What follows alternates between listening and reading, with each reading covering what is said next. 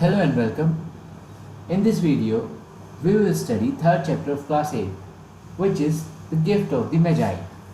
तो आज हम देखेंगे कि गिफ्ट की इम्पोर्टेंस क्या होती है और हमें उसे वैल्यू से नापना चाहिए या फिर उसकी यूज़ से. ओके. $1.87, $1 और 87 cents, that was all, and 60 cents of it was in pennies.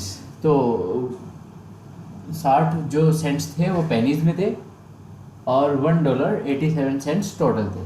Pennies saved 1 and 2 at a time by bulldozing the grocer and the vegetable man and the butcher until one's cheek burned with embarrassment.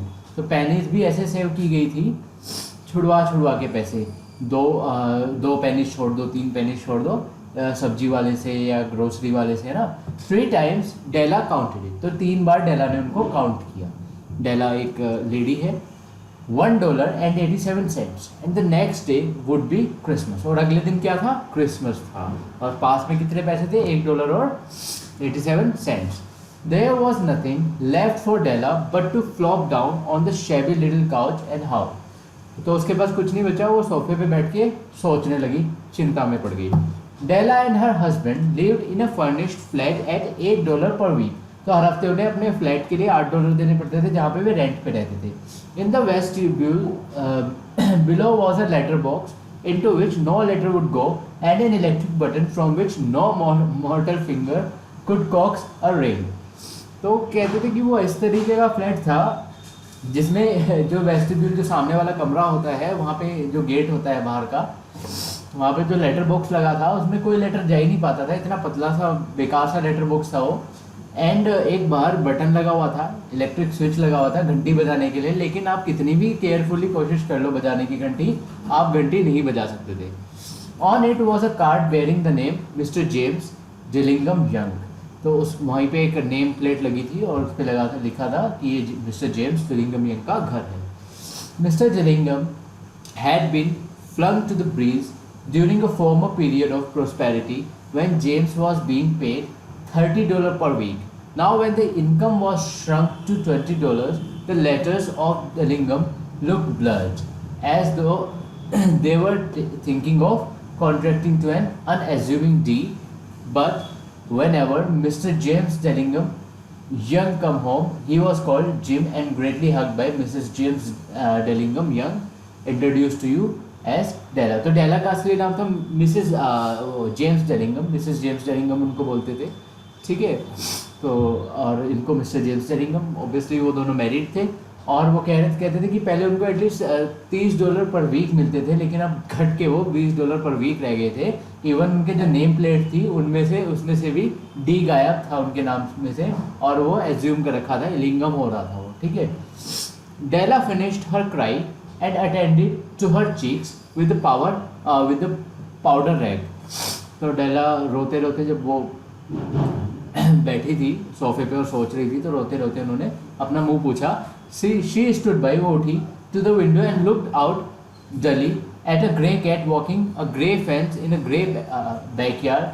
Tomorrow would be Christmas and she had only $1.87 with which to buy Jim a present. तो एक present खरीदना चाहती थी अपने जो पति है, gym है, जो उनके लिए प्रेजेंट खरीदना चाहती थी. वो $1.87 उनके पास कुल थे और वो सोचते सोचते बाहर देख रही थी.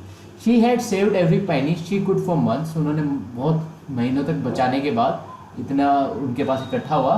But $20 a week doesn't go far. $20 हर हफ्ते कमाता था उनका हस्बैंड, और उस 20 में से भी 8 तो रेंट का चला जाता था, है ना. Expenses has better greater than she had calculated. और एक्सपेंसेस जो थे वो बहुत ज़्यादा थे.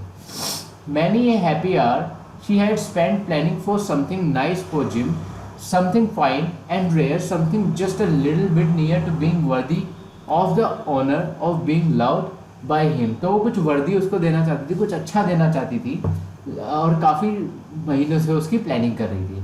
There was a mirror between the windows of the room. Suddenly she whirled from the window and stood before the glass. Her eyes were shining, but her face had lost its color. Rapidly, she pulled down her hair and let it fall to its full length. तो mirror के सामने खड़ी थी और देख रही थी अपने आप को और अपने जो बाल थे उनको ध्यान से देखने लगी. There were two possessions of the James Tellingham Young in which they took a mighty pride. One was Jim's gold watch that had been his father's and his grandfather's. The other was Della's hair. तो gym के पास दो ही अच्छी चीज, gym के पास जो gym था उसके पास दो ही अच्छी चीज़ थी. एक तो वॉच थी, वॉच भी वैसे वो जो पॉकेट में रखते थे, पॉकेट वॉच थी, है ना, फॉब वॉच बोलते थे जिसको. तो फॉब वॉच थी, वो भी उसके पापा की थी. और दूसरा जो डेला के हेयर थे वो काफ़ी सुंदर थे. तो दो ही पोजेशन थे उसके पास. Della's beautiful hair fell about her rippling and shining like a cascade of brown waters. तो इसको कंपेयर किया गया, उसके बाल जो थे वो बहुत ही प्यारे थे, है ना, कैस्केड ऑफ ब्राउन वाटर्स से इनको कंपेयर किया गया है. It reached below her knee, she did it up again nervously. She faltered only once and stood still while a tear or two splashed on the worn red carpet. तो वो खड़े होके दोबारा से अपने बालों को देखने लगी और रोने लगी. On went her old brown jacket and old brown hat with a whirl of skirts and with the sparkle still in her eyes. She cluttered out of the door and down the stairs to the street, where she stopped the sign read, suffering hair goods of all kinds. तो वो बाहर गई और उन्होंने देखा कि एक दुकान थी हेयर ड्रेसर की, और वहाँ पे वो गई और उन्होंने बोला, will you buy my hairs, क्या आप मेरे बाल खरीदोगे, अपने बाल दिखा के, will you buy my hairs, क्या आप बाल खरीदोगे. I buy hair said madam. तो मैडम ने कहा कि हाँ मैं बाल खरीदती हूँ. Take your hat off and let's have a look at it. अपनी हैट हटाओ और देखते हैं कि कितने बड़े आपके बाल हैं. Down rippled the brown cascade, $20 said madam. तो उन्होंने कहा कि $20 मैं आपको आपके बालों के दे दूंगी. Lifting the mask with a practised hand. The next 2 hours tripped by on rosy wings, she was ransacking the store for Jim's present. तो बाल कटवाने के बाद $20 लेके जिम के प्रेजेंट के लिए वो घूमने लगी उधर उधर कि अब क्या गिफ्ट देना है. She found it at last, और आखिरी में उनको मिल गया. It had been made for Jim and no one else. उनको इतना प्रॉपर गिफ्ट मिला जिम को देने के लिए कि हाँ उनको बहुत ज़्यादा सख्त जरूरत थी जिम को उस गिफ्ट की. There was no other like it in any of the stores and she had turn all of them inside out. It was a platinum fob chain. तो एक प्लेटिनम फॉब चेन थी जो खरीदना चाहती थी, किसके लिए, जिम के लिए. फॉब चेन क्या होती है, आपने देखा होगा, घड़ी जो होती है पॉकेट में रखने वाली, उस पर चेन बांध लेते हैं लोग और फिर पॉकेट से निकाल के देखते रहते हैं. पुराने टाइम की बात कर रहे हैं मैं ना, तो पुराने टाइम में ऐसे ही होता था. तो उनके पास घड़ी तो होती है लेकिन उसके पास कोई फॉब चेन नहीं थी जिसमें वो उस घड़ी को लटका सके. क्लियर. तो उसको फॉब चेन मिल गई और प्लेटिनम की मिली. Simple and pure in design, काफ़ी सिंपल थी और वो काफ़ी प्योर थी डिज़ाइन में. Quietness and value, the description applied to both. $21 they took for it, and she hurried home with the 78 cents. तो उसने उसके लिए $21 पे कर दिया और जो 78 cents थे उसके पास बच गए. With the chain on his watch, Jim might be properly anxious about the time in any company. ठीक है. Grand as the watch was, he sometimes looked at it on the sly because of the old leather strap that he used in place of fob chain. तो उन्होंने fob chain की जगह leather की strap बांधी हुई थी, एक धागा बांधा हुआ था ऐसे ही. When Della reached home, her excitement dimmed a little. जैसे ही डेला घर पहुंची उसका एक्साइटमेंट थोड़ा कम हो गया. She got out her curling irons and lighted the gas and went to work. और वो दुखी थी काफ़ी कि भाई बाल चले गए, इतने प्यारे बाल थे मेरे, प्यार करती थी वो काफ़ी बालों से. तो उन्होंने अपना गैस चढ़ाई और अपना खाना बनाने लगी. Repairing the ravages made by generosity added to love. Within 40 minutes, her head was covered with tiny, close-lying curls that made her look like a truant schoolboy. तो अब वो स्कूल बॉय की तरह दिखने लगी, छोटे छोटे बाल हो गए उनके और कर्ल हो गए उसमें. She looked at her reflection in the mirror long, carefully and critically. At 7 o'clock, the coffee was made and the frying pan was on the back of the stove, ready to cook the chops. फिर उन्होंने 7 बजे खाना बनाना शुरू किया coffee के बाद. Jim was never late. Jim कभी late नहीं होता था. Della doubled the fob chain in her hands and sat on the corner. तो वो तैयार होके बैठ गई फोब चेन लेके.